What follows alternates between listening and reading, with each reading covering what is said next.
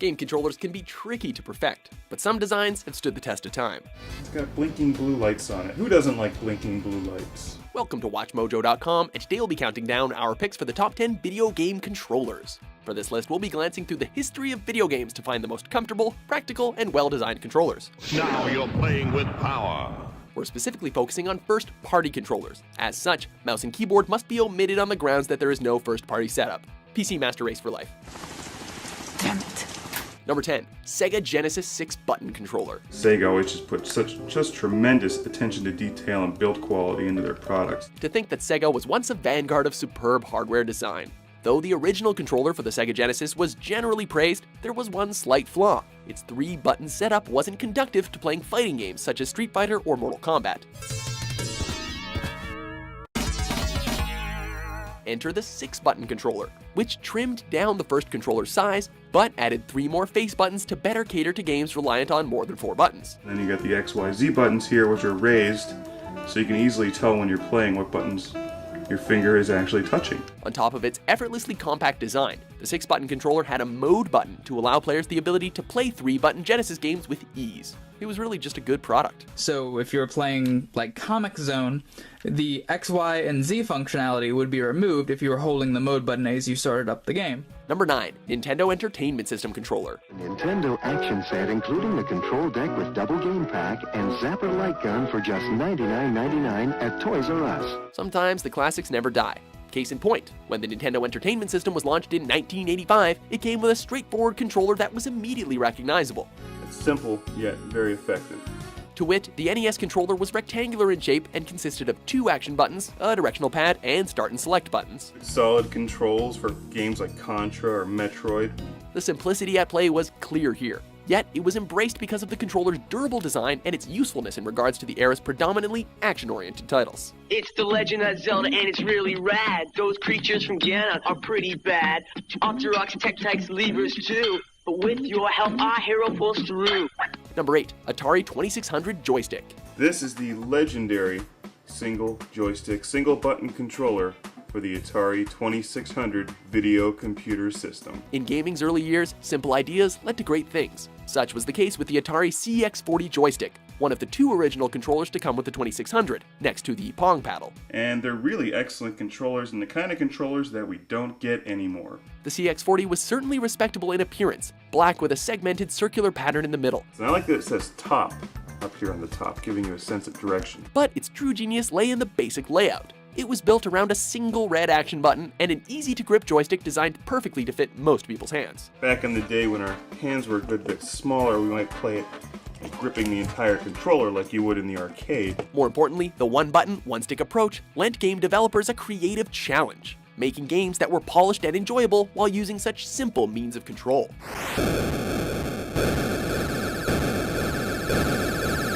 Number 7, Nintendo 64 controller. This was a truly revolutionary console for its time. It's weird, it's wonderful, and it's quite unlike anything else. The large M-shaped build and intricate spread of the buttons were by no means standard, but these elements would be transformative for the industry at large. Anyone see any resemblance whatsoever?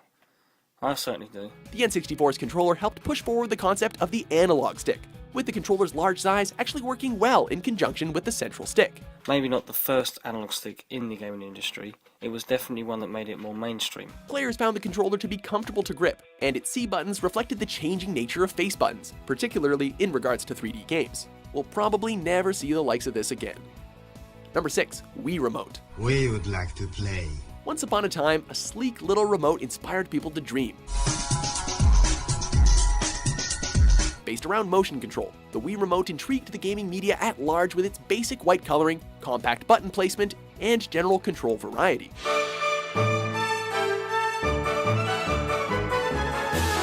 The remote could be linked to a nunchuck accessory for more precise play, turned on its side in the vein of an NES controller, or attached to the dual-stick classic controller.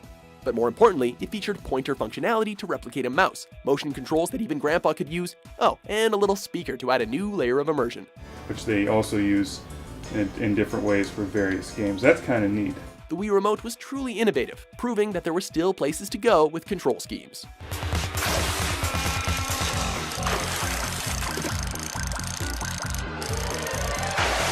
Number 5, Wii U Pro Controller.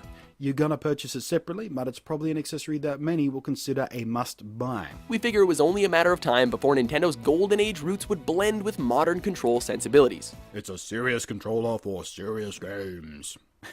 Fortunately, what came about was a masterful meshing of philosophies, the Pro Controller, released when the system launched, taking a few cues from its rivals while adhering to Nintendo's typical standards. This is one of, if not the, most comfortable controllers I've ever laid hands on. The twin control sticks, stark black surface, and 4 face buttons evoke the Xbox 360 and PlayStation 3 controllers, yet the sense of symmetry and sleekness fits with previous Nintendo efforts. It just makes sense. If you don't agree, you're wrong. Furthermore, the Pro Controller boasts a staggering 80-hour battery life on one charge, and compatibility with more Wii U games than the console's classic controller. More tricks, little magician. Maybe you've got more to offer than I expected.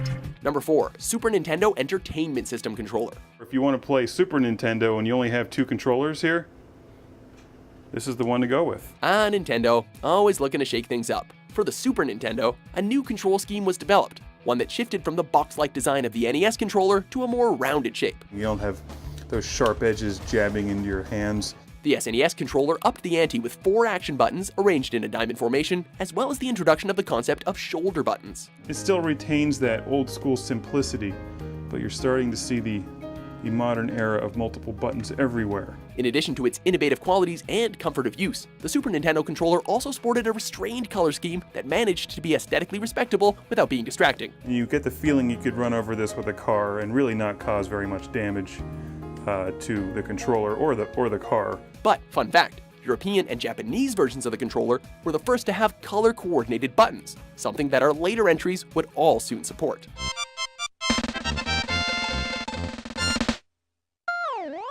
Number 3, PlayStation DualShock series. This is one of the greatest video game controllers ever made. While Nintendo's controllers, as we've seen, have gone through drastic redesigns over the years, Sony's iconic DualShock series has remained largely unchanged. And in addition to that, there have been all these features added to it without compromising the basic feel of the DualShock. Originally released in November 1997, the first incarnation of the DualShock analog controller series reinforced the standard of twin analog sticks, marrying those to the classic PlayStation controller design to great effect. You can see that it's basically the exact same thing with the addition of the DualShock analog sticks.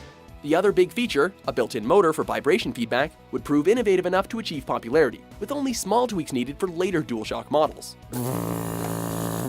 You know what I'm talking about. Being both pleasant to use and inspirational to other hardware creators, the DualShock brand has more than earned its place in gaming culture. Yeah, it just caught my eye, you know. I figured it was a coincidence, but I couldn't get it out of my mind. Number 2, Nintendo GameCube controller. This is excellent, very well designed, and extremely comfortable. Conceptually running on a similar mentality as the N64, the GameCube opted to match the shifting nature of control schemes with its wing grip-based controller. Fits into the hand very well. The controller itself utilized a layout not unlike that of the Xbox rival, complete with a small right-side analog stick, while implementing force feedback not possible for the N64 controller, without a rumble pack, of course. So say you're shooting something, shoot your gun, force feedback. Force feedback. The ease with which players can access the GameCube's controller's central buttons and the range displayed by the shoulder triggers are matched only by its instantly recognizable shape and layout. Plus, despite being 15 years old, the GameCube controller is still supported today through the use of the Wii U GameCube adapter. It's compatible with all types of GameCube controllers, old and new, and can even work with the wireless Waybird controller by putting the receiver in one of its 4 slots. Before we unveil our top pick, here are a few honorable mentions. A lot of games out there, not all the games, but a lot of games out there will allow you to play the game directly on the gamepad and not have to play it on a TV screen. It's a very comfortable controller and feels almost exactly like the Xbox 360 controller. The NES Advantage was born out of this desire to bring the arcade experience to the home, and it did so by mimicking the appearance of an arcade panel. Number 1, Xbox 360 controller. Xbox and Microsoft have really done amazing wonders to their controllers. All of the lessons learned, every mistake and success, all of it contributed to this masterwork. Even with batteries, it'll be lighter, smaller, and more comfortable than today's Xbox controllers. The controller released alongside Microsoft's Xbox 360 console is nothing short of ergonomic in its design, from its carefully spaced thumbsticks to the feel of its letter-marked face buttons. Easy to read, nice Feel good on your thumb. Neither bulky nor thin, neither flashy nor muted, the Xbox 360 controller is never overwhelming in look or feel. Is it comfortable for your paws? Okay, let's mash that button. Inclusions such as buttons based on the Xbox logo and twin bumpers are all useful in some fashion and don't consume a great deal of space.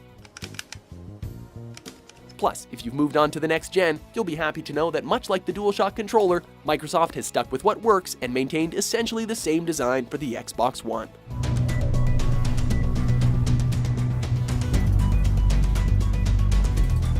You agree with our list? What's your favorite video game controller? For more admiring top 10s published every day, be sure to subscribe to WatchMojo.com. Alright, let's fire it up! The NES Max, only from Nintendo.